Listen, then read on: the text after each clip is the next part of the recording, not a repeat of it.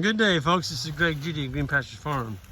Today, Isaac and David and I are out here cleaning up some fence rows. This is a really good project for winter time. It's cool. You know, you got to have a long sleeve shirt on to work today, and as long as you're doing something, you can stay warm.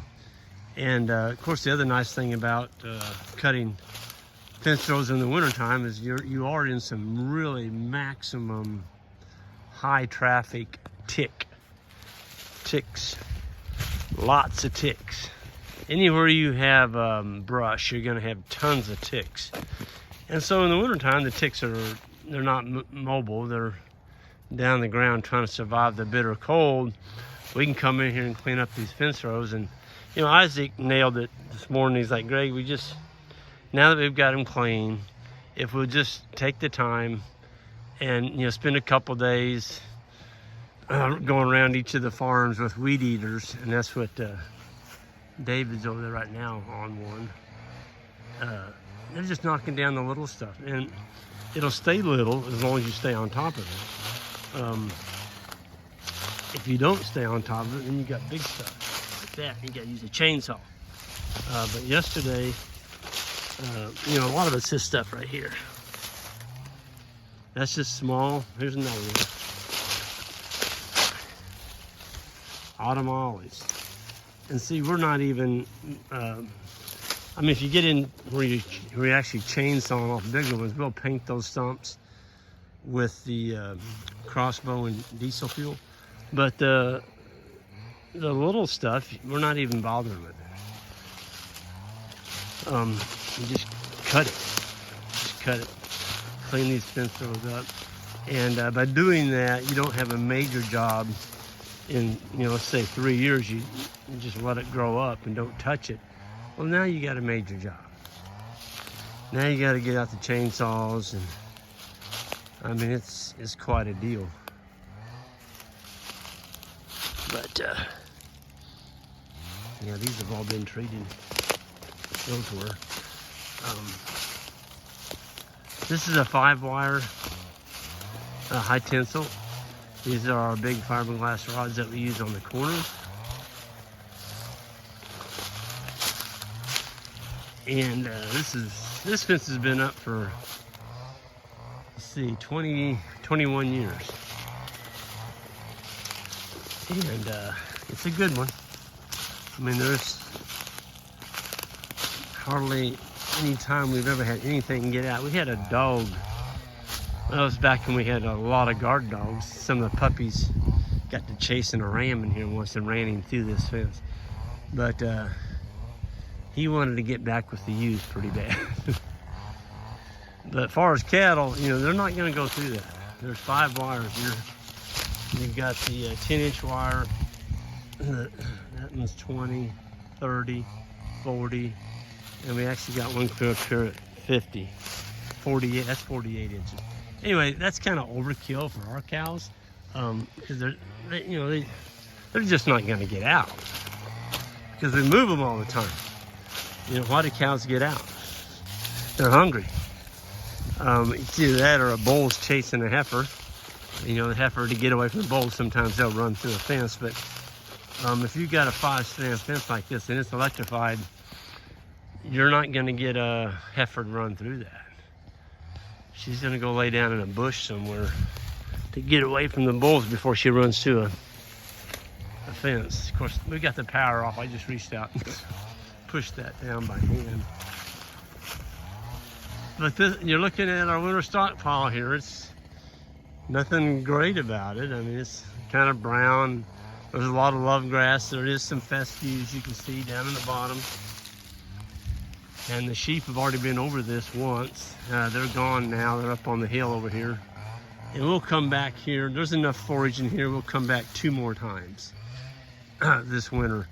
Because the sheep just won't hardly eat any hay, even if we unroll it. The sheep would a lot rather be out here foraging. And we would prefer them to be out foraging rather than having to feed expensive purchased hay. I don't care how you look at hay. If you buy it or if you put it up. It's all expensive. It is an input. I think it is something the person needs to look at if you're going to keep animals on your farm for 12 months out of the year. There are things called droughts that come along, and we got hit with one this fall. So we grew about probably around a third, maybe less than a third of our normal winter stockpile. But you know, we managed through it. We are managing through it. We're not out of it yet. Ponds are still down, but we sold off some animals. We picked up a little bit more hay than we normally would feed, and we're looking at, you know, idle property. There's one fairly close that doesn't have anything on it, and may work out something on that, where you could move some animals over there to take some pressure, you know, off the home farms. So you just got to keep always looking and realizing that if it isn't raining, several things need to happen. You need to, first of all, you need to lighten up your stocking rate. Get rid of some animals. Number two, combine your herds. If you've got 2 or 3 herds going around your farm, shame on you. Put them together. Put them together. You know, I've been on farms where they had, you know, 7, 8 herds, and they got in trouble, and they called, what do we do? And I'm like, well, how many herds you got? Well, we got 9 now. I'm like, what? Yeah, we had to make another herd because of this and this and this. And I'm like, you don't have a prayer. You really don't have a prayer of making it through a drought when you do that. You better have deep pockets and buy a ton of hay, because that's what it's going to take to get you through it. And at that point, you know, when you're feeding a ton of hay, you just basically you're full feed. You're feeding hay every day, praying for the next rain, keeping the animals on your farm. What happens, folks, is the animals eat your grass into the dirt. And then when the rains do come, you don't get any growth, because the roots on your grass is so short from you keeping too many heads through the drought. They've ate it all off to a parking lot. It looks like a parking lot. You can throw a golf ball out there and it'd roll for 100 yards. There's nothing there for it to hit. And unfortunately, that is what a lot of people do. They hold on, they hold on, they hold on. They don't destock, they don't destock any. Oh, it's gonna rain, and then it doesn't rain. And they just eat it into the dirt. So, not a good thing. Not a good thing. It's called management, folks, and that's the problem I have. It seems like more and more people are getting dependent on, you know, the local government to bail them out when they get in a drought. It's like, oh, I don't want to think. Oh, the government will take care of me. No, you need to think and spring into action quickly. Get rid of some animals, combine your herds, start strip grazing. If you're giving them your whole farm, you're behind the 8 ball already. You need to have some type of rotational grazing system in front of you. Otherwise, you're going to be hurting. Now here we got just a cluster of oaks. And I already see what I'm going to do here. I'm going to come back and take all these out except for this one right here. That's a nice oak tree right there. That's going to make a really nice shade tree. So I'm going to take all these other little guys out and leave that one nice one. That's going to make a good shade tree. Probably in the next 10 years, that'll be, well, it's already 8 feet. Won't take long for it to hit 30. But right now it's being choked by all that other junk trees. And that's all they are, there's junk. All split up. I mean, that tree there's no good at all.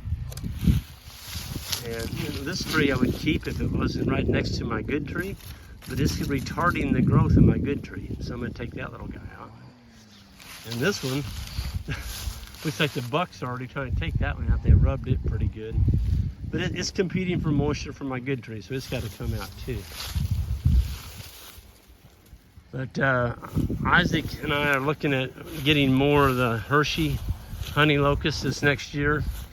And we put out 50 last year, and out of 50, I think 47 of them made it. And that's pretty darn good, you know. We did mulch them heavily with wood chips. And we put a cage around them so the cattle couldn't rub on them and the rabbits couldn't get in there and eat them off. We put a little white tree collar around them to keep the rabbits from chewing them off. And it's, I mean, they were just little bitty things when we planted them. They're already 2 feet tall. So we have high hopes for the Hershey honey locust, thornless. They put out a nice bean for food. And they're shade. They're a legume too. They fix nitrogen. So I'm going to get up here and get back to work. I just want to show people what we're doing on a beautiful, beautiful fall November day. And everybody have a happy Thanksgiving. And we'll see you all down the road.